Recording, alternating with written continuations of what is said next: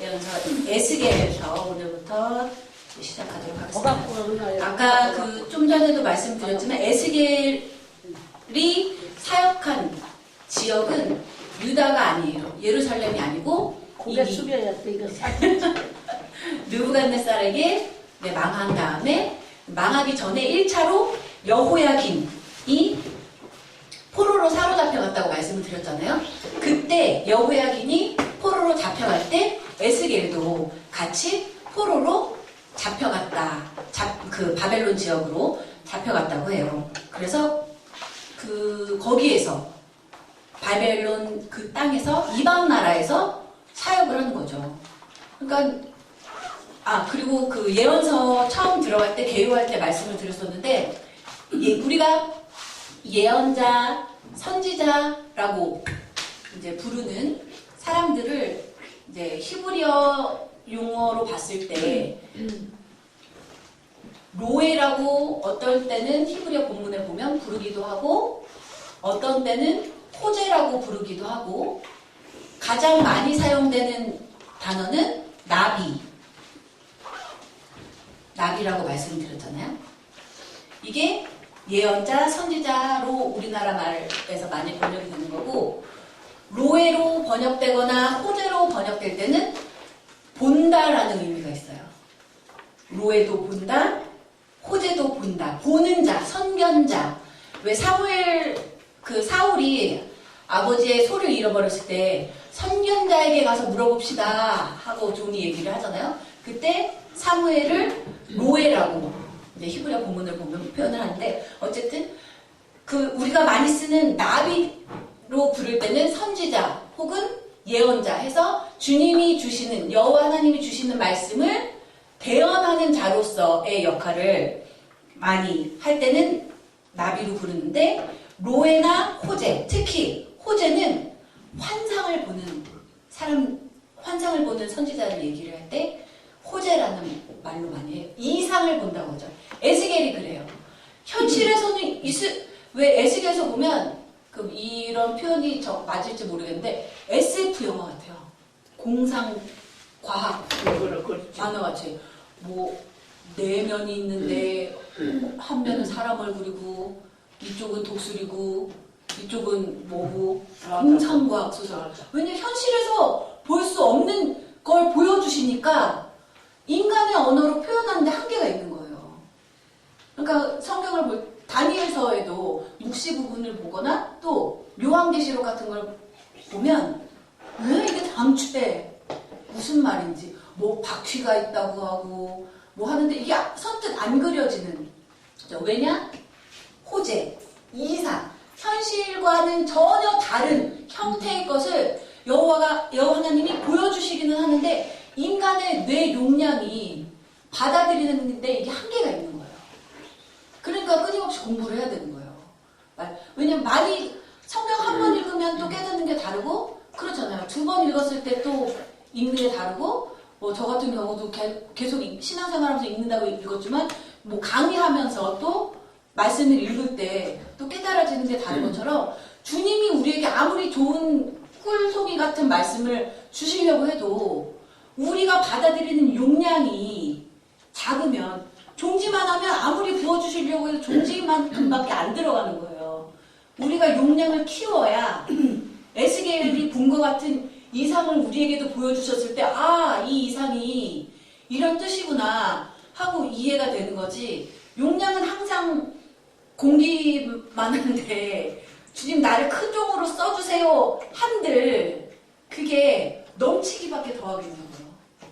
그러니까 그 에스겔을 볼 때마다 어떤 걸 정말 에스겔에게 호재 보여주셨길래 에스겔이 아무리 뛰어난 예언자라고 해도 한계가 있죠. 인간이니까 막 부어주시는데 두루마리도 막 먹여주시고 그러잖아요. 환상으로 해도 우리가 봤을 때 우리는 아직 에스겔과 같은 경지에 도달을 못했으니까 이게 읽어도 이게 당최 공상과학 만화에 나오는 얘기 같고 하지만 어쨌든 하나님이 보여주실 때는 그런 이상을 보여주시기도 한다는 거예요. 어쨌든 호재다. 보여주시기만 하면 좋은 게 아니라 보여주셨을 때 그걸 흘리지 않고 내 것으로 만들어서 주님의 일을 하는데 잘 쓰여야 되겠죠. 그 이상이 예언자들처럼. 자, 아멘.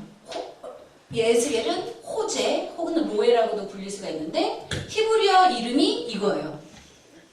우리는 그냥 에스겔이라고 70인역을 번역한 영어 성경을 따라서 에스겔이라고 하지만 히브리어 원문 이름은 예헤즈켈. 엘이 붙으면 하나님이라는 뜻이에요. 그래서 하나님이 강하게 하실 것이다 라는 뜻이 있어요. 에스겔이라는 이름에는 엘, 하나님이 예헤즈켈 강하게 하실 것이다. 그 이름에 그 많은 의미가 내포되어 있죠. 이 바벨론 포로로 잡혀와 있는 거잖아요. 그러니까 유다 백성들이 이제 나라라는 형태는 없어지고 민족으로만 존재를 하는데 그럼에도 불구하고 희망을 잃지 말아라. 하나님이 강하게 하실 거다. 그러니까 이스라엘 백성들이 진짜 독특한 거예요. 왜? 나라라는 형태가 없어지면 없어져야 돼요. 민족이라는 것도 나라가 없는데 나라 없는 민족이 어디가 있어요. 그런데 이 사람들이 대단한 본받아야 될 점이라고 하기도 그렇죠. 어쨌든 이미 주전 586년에 나라라는 형태가 없어졌음에도 불구하고 유대인이라는 그 정체성을 나라가 없는데도 불구하고 정말 하나님이 임재하시는 상징이었던 예루살렘 성전이 주전 586년에 완전히 무너져 버렸음에도 불구하고 그 신앙을 지킨 거예요. 여호와 신앙을. 1948년 나라를 다시 세울 때가 우리는 유대인이야. 우리 믿음의 조상 아브라함을 통해서 우리는 선택받은 선민이야. 이게 전 세계 역사에서 찾아볼 수 없는 전무후무한 민족이라는 거죠. 유대인. 나라가 그렇게 2000년도 더 전에 없어졌음에도 불구하고 그 민족의 정체성을 잃지 않고 결국엔 나라를 세운 민족이라는 거죠.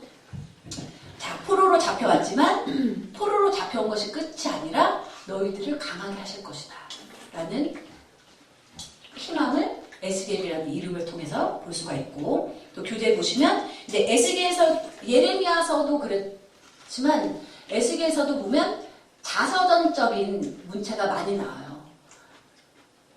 그래서 이 책은 에스겔이 쓴 것이 맞구나를 우리가 알 수가 있고, 그리고 1장 3절하고 24장 24절에서만 에스겔이라는 이름이 나오고 나머지는 주로 93회에 걸쳐서 인자야 하고 부르시는 얘기가 나오거든요.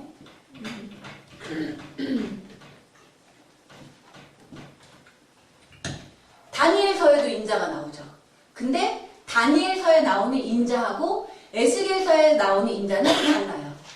제가 교환에도 써놨지만 에스겔을 부르실 때 여호와 하나님께서 인자야 하고 부르실 때는 에스겔이 인간이라는 점, 하나님이 위에 계시고 거룩하신 하나님이시고 너는 인간이다 라는 것을, 인간성을 나타내기 위한 거고, 다니엘서에 나오는 인자는 메시아를 의미하는 거죠. 메시아에 대해서도 이사야 할 때 말씀을 드렸죠. 그래서 이제 메이스라는 학자는 하나님께서 에스겔을 인자야 하고 부르신 것은 에스겔의 수동성과 겸허함을 강조하기 위한 것이라고 표현을 했고, 하나님과 에스겔의 관계에서 여호와는 저 높이 계신 하나님이시고 에스겔은 아무리 잘났어도 인간일 뿐이다 라는 점을 강조하기 위해서 인자야 라는 호칭이 이제 에스겔서에는 많이 사용됐다고 학자들이 얘기를 하죠. 그 밖에도 에스겔은 에스겔서 안에서 선지자로 불리고 파수꾼이라고 불리기도 하고 징조로 불리기도 하고 심판자, 애도자라는 이름으로, 여러 가지 이름으로 불려요. 자기 이름으로 불리는 때는 딱 2번이에요. 소명을 받은 때인 1장하고 이제 24장에서 에스겔이라는 이름이 언급이 되죠. 우리 1장 1절부터 3절 제가 교원에 써놓은 거 같이 읽도록 하겠습니다. 시작. 제30년 4월 5일에 내가 그발 강가 사로잡힌 자 중에 있더니 하늘이 열리며 하나님의 이상을 내게 보이시니 여호야긴 왕에 사로잡힌 지 5년 그달 5일이라. 갈대아 땅 그발 강가에서 여호와의 말씀이 부시의 아들 제사장 나 에스겔에게 특별히 임하고 여호와의 권능이 내 위에 있으니라. 아멘. 우리가 이 표제들을 통해서 여러 가지를 알 수가 있죠. 에스겔은 어디에 있어요? 그발 강가에. 바벨론 지역에 있다는 거예요. 예루살렘 유다 지역이 아니라 그발 강가에 사로잡힌 자, 포로들 중에 하나로 있다는 거죠. 그리고 에스겔이 말하고 하는 것은 자기가 생각해서 좋은 생각 났어. 어젯밤에 읽었던 책에 좋은 구절이 있어서 말하는 게 아니라 하나님의 이상, 하나님이 보여주시는 이상을 말한 거고 하나님이 주신 말씀을 전했다라고 얘기를 하고 있죠. 근데 그 말, 자신의 말하는 게 내 말이 아니고 하나님의 말이니까 권위 있게 잘 들으라는 이제 뜻이 내포가 되어 있는 거죠. 또 한 가지 독특한 점이 아까도 말씀을 드렸지만 여호야긴은 아버지가 여호야긴이 이제 자연사했다고 학자들이 추측을 하는데 여호야긴이 죽고 왕이 된 지 3개월 만에 잡혀가요, 포로로. 그리고 3개월, 왕이 된 지 3개월 만에 잡혀가고, 삼촌인 시드기야가 이제 남유다의 왕이 되는데, 에스겔은 여기서 시드기야 왕 몇 년 이렇게 안 하죠. 여호야긴 왕에 사로잡힌 지 5년. 시드기야는 왕으로 인정을 안 하는 거예요. 에스겔은. 왜? 시드기야는 누가 세웠어요? 느부갓네살이 세웠잖아요. 여호야긴은 혈통을 따라서 이렇게 왕이 된 건데 어쨌든 여고니아라고도 불리기도 하고 성경 구절에 보면 여호야긴은 여고니아라고 부르기도 하고 여호야긴이라고 부르기도 하는데 바벨론 포로로 잡혀간 사람들은 자신들과 같이 포로로 잡혀온 여호야긴이 정말 정통성을 갖는 우리의 왕이다 라고 믿고 이제 바벨론 지역에서도 따랐다는 것을 볼 수가 있죠. 또 에스겔이 직분이 뭐였다? 제사장이었다는 것을 우리가 알 수 있죠. 여기 1장 3절에 보면 여호와의 말씀이 부시의 아들 제사장 나 에스겔에게 특별히 임하고 라는 구절이 있죠. 그리고 또 에스겔을 쭉 이제 다 읽어보면 에스겔을 학자들이 정말 박식한 예언자라고 해요. 왜냐하면 40장부터 보면 그날이 언제인지는 모르지만 주님이 보여주시는 주님이 새 언약을 부어주시고 그 새 언약을 토대로 새 성전이 지어질 때 이렇게 지어라 하고 설계도를 보여주시는데 그것도 뭘 알아야 주님이 보여주셔도 쓸 거 아니에요. 40장 이후를 보면 정말 세세하게 정말 세밀하고 상세하게 새 성전 건축도를 에스겔이 얘기를 하는 게 나오거든요. 이거를 봤을 때 1 더하기 1도 모르는 사람한테 그걸 아무리 보여준들 말로 표현을 할 수가 없잖아요. 주님이 주시는 거긴 하지만 뱉는 나팔수가 뭘 많이 알고 있으면 더 많이 얘기를 할 수가 있겠죠. 이런 걸 봤을 때 에스겔서를 쭉 읽어보니 제사장이 기도했고 제사장으로서 교육을 많이 받은 사람이구나 라는 것을 에스겔서를 통해서 알 수 있다고 학자들이 얘기를 하죠. 또 특이한 점이 하우이라는 학자가 얘기했는데 에스겔은 포로로 잡혀간 회중들의 교역자로서 제사장적인 기능과 예언자적인 사명을 동시에 다 지니게 된 인물로 보고 있다. 또 에스겔을 포로기 이전의 예언자적인 신앙과 포로기 이후 제사장적인 종교 사회를 잇는 교량과 같다고 평가를 한다.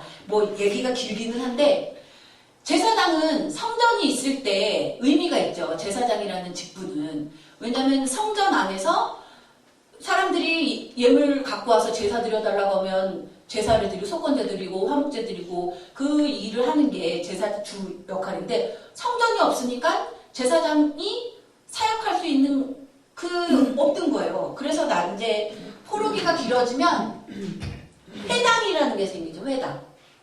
느헤미야 에스라 때 회당.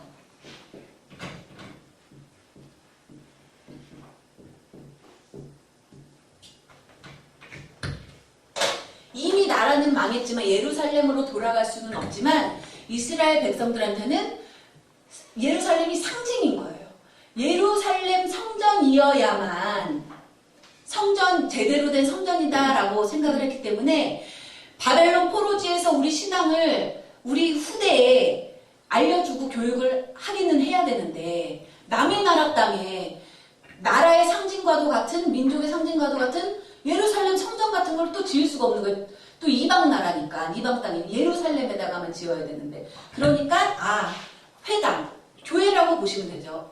쉽게 얘기하면 교회의 기능을 갖고 회당이라는 곳을 지어서 여기 안에서 예루살렘 성전에서 하듯이 희생제사 같은 거는 드리지 못하지만 모여서 주님이 주시는 말씀을 배우고 우리 자손들에게도 우리 조상 여호와 하나님께서 이렇게 우리를 택하시고 우리에게 복을 주셨는데 우리가 범죄함으로 이렇게 됐다. 우리는 다시 예루살렘으로 돌아가야 된다라는 것을 자손들에게 교육을 한 이제 회당이 포로기 후반에 가면서 이제 많이 생기기 시작하죠. 그래서 성전이 없으니까 제사장의 역할이 축소되고 대신에 회당에서 가르치는 랍비라고 하죠. 유대에서는 선생 랍비의 역할이 이제 좀 더 두드러지게 되기 시작하는 거죠.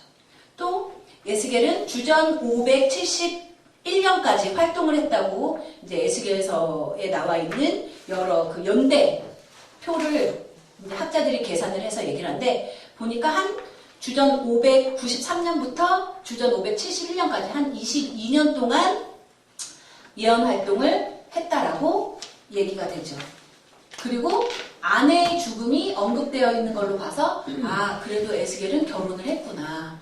근데 참 무서운 하나님이세요. 우리 24장 15절부터 18절 찾아서 한번 읽겠습니다.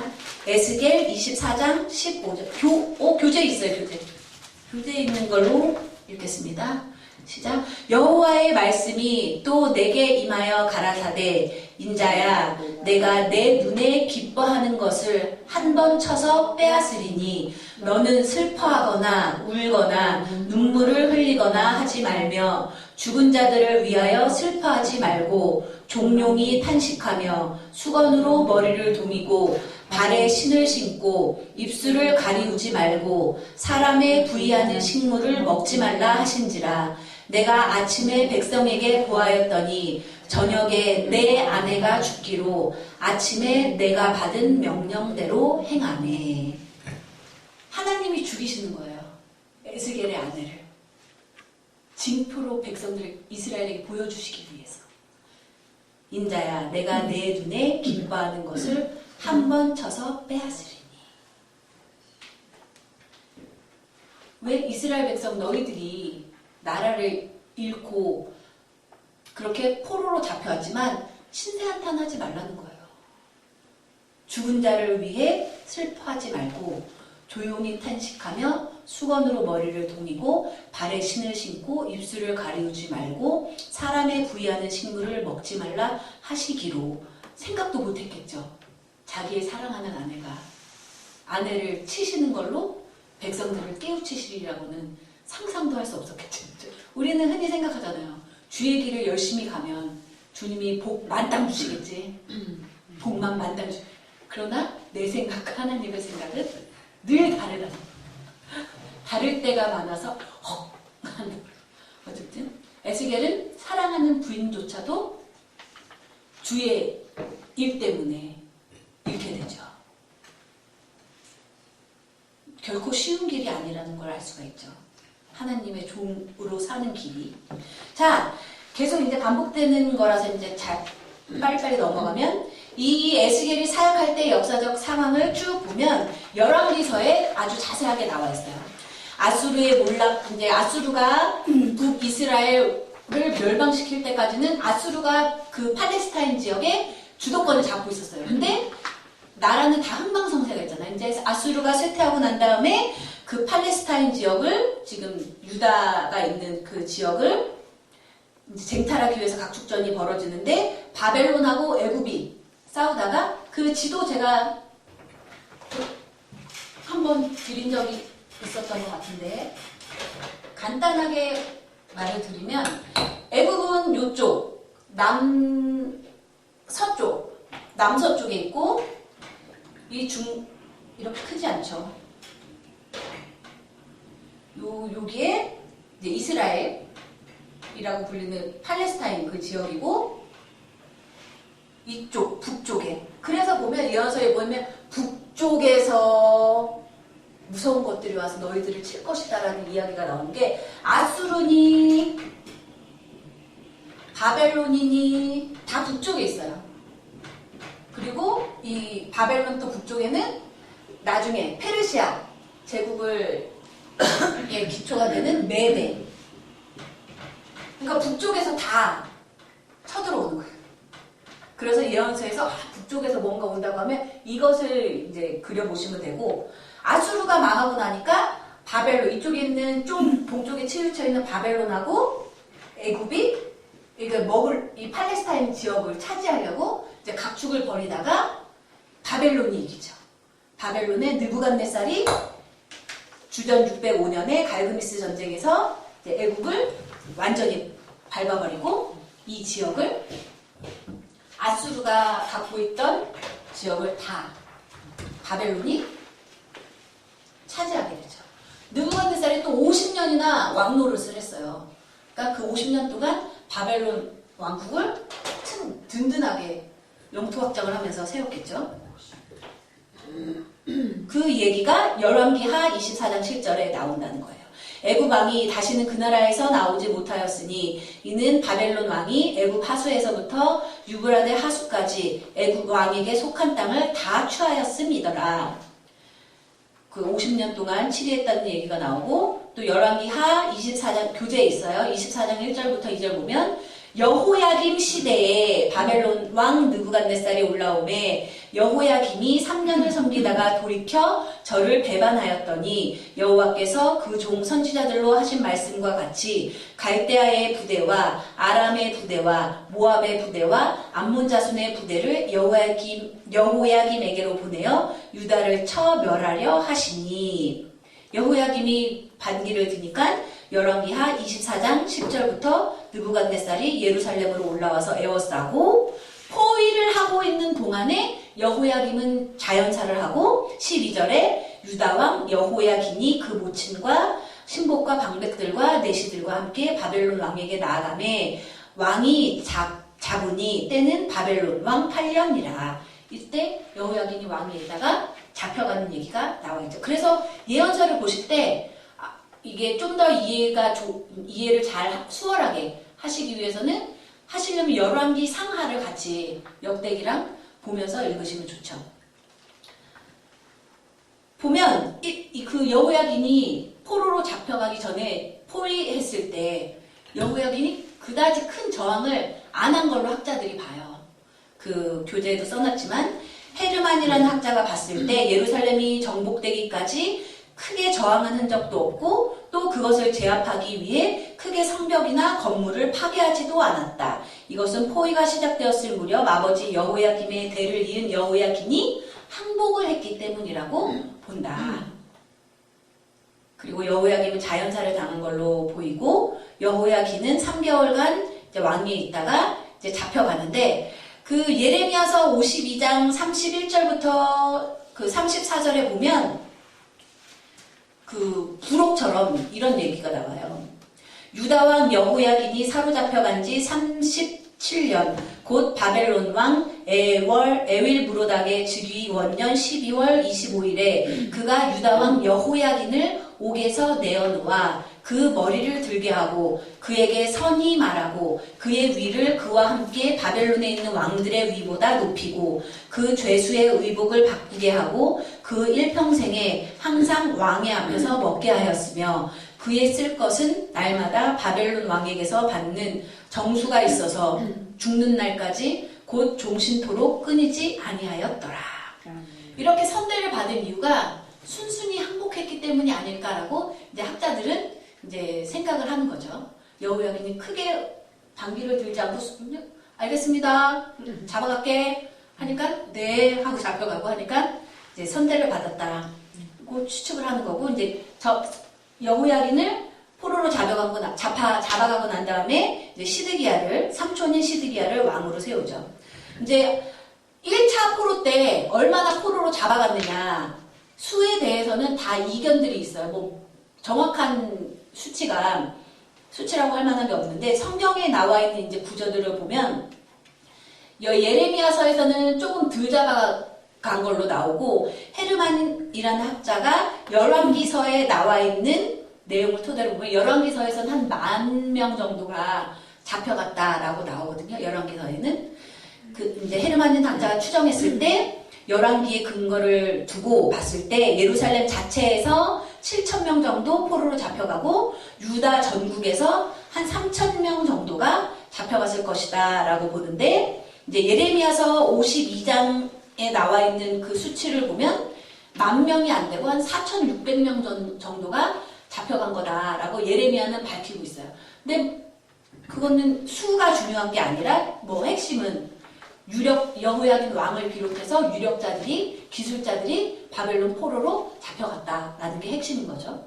그리고 여호야긴을 비롯한 예루살렘의 지도층이 포로로 잡혀갈 때 에스겔도 같이 잡혀가서 포로지인 이 바벨론 지역에서 이제 사역을 한 것으로 우리가 알 수가 있죠. 그 밑에 내용들은 쭉 반복되는 내용들이니까 읽어보시면 이해가 되실 거예요. 쭉 그달리아 죽은 것도 아까 좀 전에 예레미야서 하면서 말씀을 드렸죠. 그달리아가 죽은 다음에 이집트로 남아있는 좀 힘있는 애들은 애굽으로 가겠다 하고 애굽으로 예레미야를 끌고 가서 예레미야는 애굽에서 죽고 이제 남유다 땅에 예루살렘 그 지역에 황폐화된 지역에 남아있는 사람들은 이제 백없는 사람들 백없고 그 큰 기술이 없어서 그냥 별 쓸모없는 사람들이 남아서 이제 농사 짓게끔 하죠. 느부사라단이라는 이제 바벨론의 총독이 직접 이제 집권을 하면서 그리고 이제 에스겔은 바벨론 지역에서 이제 하나님이 보여주시는 이상과 하나님이 주시는 말씀을 토대로 이제 사역 활동을 하는데 참 대조가 되는 게 예레미야는 말만 하면 구박을 당하는데 백성들한테 예레미야는 입만 열면 구박하는 거예요. 백성들이 잡아 죽이려고 하고 거짓 선지자라고 하고 근데 포로지에서 에스겔은 집으로 찾아와요. 장로들이 물어달라고 하나님께 우리 갈 바를 알려달라고 하고 에스겔이 얘기를 하면 구박 안 당해요. 잘 들어요. 잘 듣기는 듣고 물론 행하는 것은 자기 나름대로 행하지만 에스겔도 주님 때문에 부인을 잃는 아픔이 있기는 했지만 예언서를 통틀어 봤을 때 예레미야만큼 불쌍한 주의 종은 또 없는 것 같아요. 그래서 예수님 유형이구나 진짜 그렇게 얘기들을 하는 것 같더라고요. 자, 그래서 이제 회당제 아까 좀 전에 처음에 말씀드렸듯이 성전은 예루살렘에만 있어야 되기 때문에 희생제사 같은 걸 드릴 수 있는 성전은 이 이방 땅에 더러운 이방 땅에 지을 수는 없지만 회당이라는 것을 세워서 소규모 이제 회관 같은 거죠. 지어서 우리 자손들에게 우리가 배웠던 대로 우리 여호와 하나님에 대한 것을 가르치고 같이 모여서 나라는 없지만 우리의 정체성을 지키고 나아가자 하는 노력들을 하는 모습이 에스겔서에서 나오죠. 그리고 에스겔이 했던 게 메이스라는 학자도 얘기를 했지만 이 당시 바벨론의 포로로 잡혀간 사람들이 생각했을 때 믿습니다 하고 신앙이 좋은 사람일지라도 360을 하루 24시간 내내 성령이 충만한 게 아니잖아요. 그러니까 좀 깔아앉았을 때는 말뚝이 더 센 것 같아 하고 했을 때 아니다.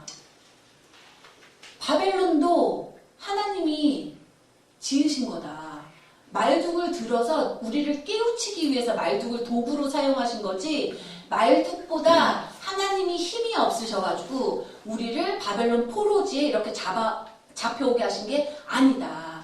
그러니까 우리가 해야 될 것은 말뚝심이 더 힘이 있으니까 믿을까? 이게 아니라 정말 철저하게 주님만을 바라보고 이방신을 섬기지 말고 주님이 우리에게 원하셨던 바 10계명 너는 나 이외에 다른 신을 섬기지 말고 약자들을 돕고 공의롭고 정의롭게 하나님 앞에 온전히 살아야 된다라는 것을 에스겔이 얘기를 하는 거죠.